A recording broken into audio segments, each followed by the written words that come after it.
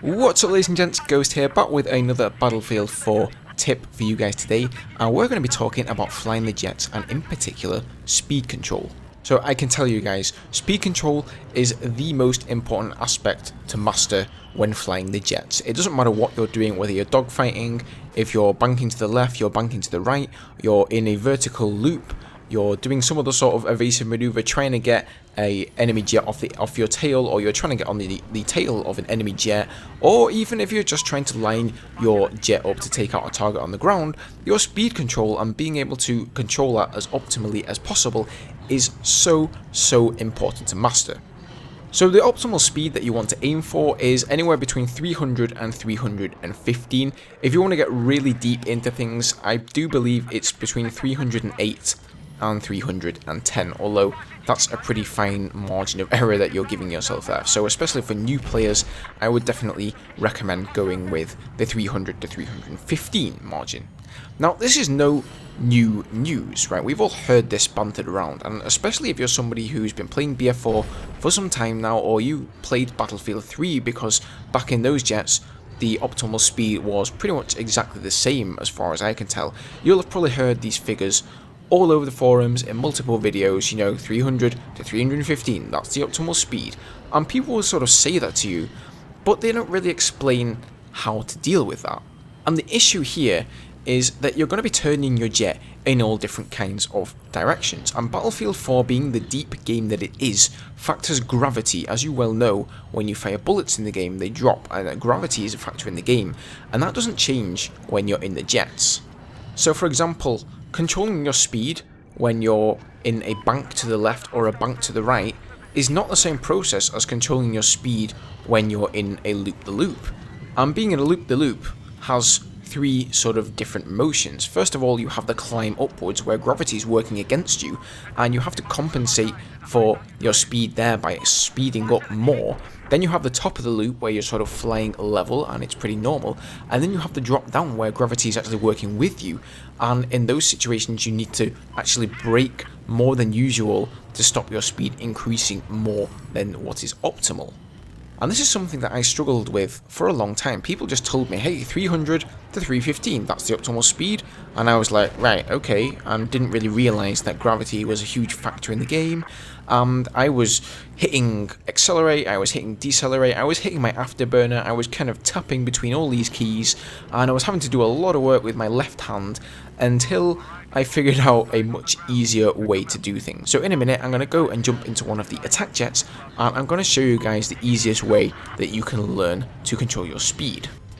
Alright guys, so here we are in the jets, and the first thing you're going to notice about jets is that they do not really act very much like tanks or jeeps. Oh no, they're pretty different. As you can see, if you can check out my speedometer in the top left there, if I can avoid actually crashing into the sea. Oh, it's annoying, it's in the way of the clouds. Alright, there you go, you can see it now. I'm not speeding up and I'm not slowing down, but you can see that the speedometer is starting to speed up a little bit there. If I level out my jet, there we go. So it's at 339, 340 now, and it's speeding up by itself. And this is really the main mistake that new players do.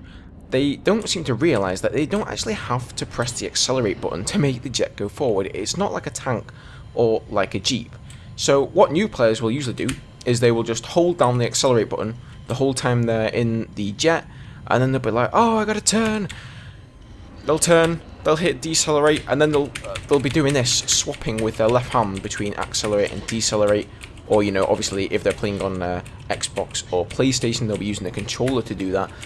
And the truth of the matter is that I rely on the plane accelerating by itself almost 90% of the time. So for the first thing, let's just show you guys a normal horizontal turn here. And I don't know if you guys can hear that on my keyboard as you look at my speedometer there, but all I'm doing here is I'm hitting the decelerate key every second, maybe 1.5 seconds, probably not more than that, and I'm relying on the jet simply accelerating by itself here to keep my speed in that all-important 300 to 315 range. And that's seriously all it takes, and this one maneuver alone here will give you the advantage over like 90% of jet pilots that are out there. Most people just do not know this kind of speed control, and this is easily going to allow you to outturn them, and you're going to be able to get on their tails no problem at all and take them out, at least if you're decent at aiming, but that's something to save for another video. So another thing that you can do to practice this, if you've gotten comfortable with doing it within the jet and looking in the cockpit, looking at your speedometer, is to do it without looking at the speedometer. So change your view to third person, and try and keep up a deceleration, try and keep your speed where it was before, and then head back into the cockpit and see if you manage to do that. And as you can see, my speed hasn't really changed much, it's just as I need it to be. And get used to doing that, because in a real situation you're not going to be looking at your speedometer, you're going to be looking at where the enemy jet is, or where the ground target is, or what have you. Alright, so with that done, let's take a look at something a little bit more difficult. Alright, so now we're going to talk about doing vertical loops, and these are much more difficult than doing horizontal loops because of the factor of gravity within the game, as I mentioned earlier in the video. So what you're actually going to have to do here, if you imagine a clock face and you start the loop at 6 o'clock and then you finish it at 6 o'clock, you're essentially going to want to accelerate up from 6 to 10, 11 o'clock. Let go of all the keys and just let the jet do its thing when it gets over 12 o'clock. When you hit about 3 o'clock, that's when you're going to want to start braking down the other side, because otherwise gravity is going to make you go too fast. And then once you hit 6 o'clock again, you're going to want to grab hold of that momentum and use that to accelerate up the side of the new loop. So if I show you guys how we do that, you're going to hold spacebar down once again, and right about there, that's when I start braking. And accelerate again up here, and once you hit 3 o'clock there, start braking and accelerate again.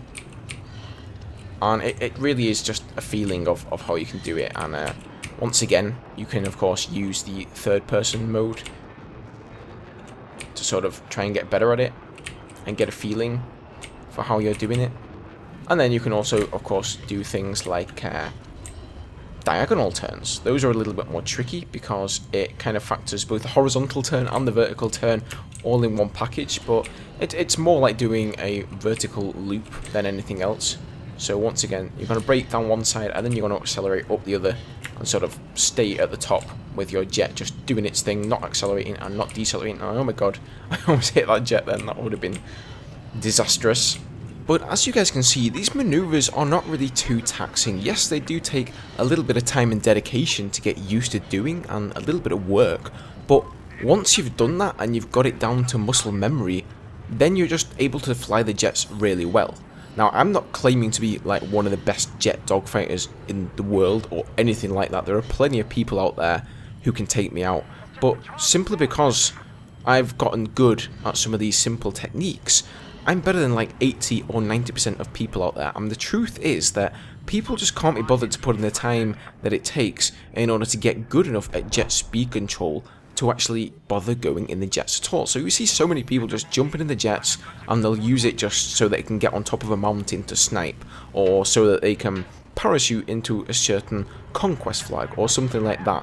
And they don't really realise that, especially in the case of the attack jets, they are the most powerful weapon that your team has, and it is incredibly fun to fly them, so I really encourage you guys to give it a go.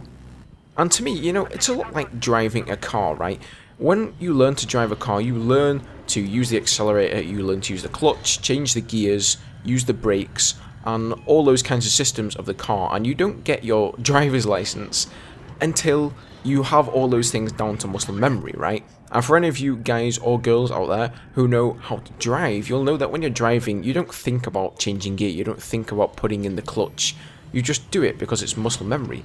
And what you're concentrating on is traffic and where you're going to turn, which direction you're going to go in, where your destination is. And that's exactly how I think when I'm flying the jet. I don't really think too much about managing my speed control because I've gotten so used to doing it now that I don't really need to think about it. It's down to muscle memory, and I can think more about things like, okay, where is the enemy jet? When is he going to spawn in? I need to get on his tail and take him out.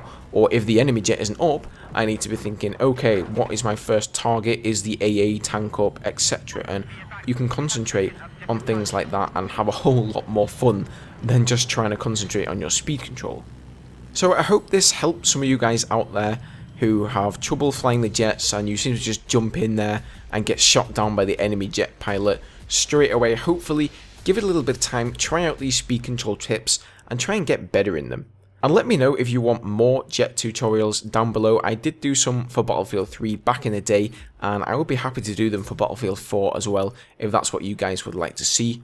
Thanks for watching, guys. I hope you enjoyed and you found this useful. If you did, maybe you can do me a favour and give us a rating down below. That would be great. Thanks once again, and I'll see you guys in the next one. Cheers.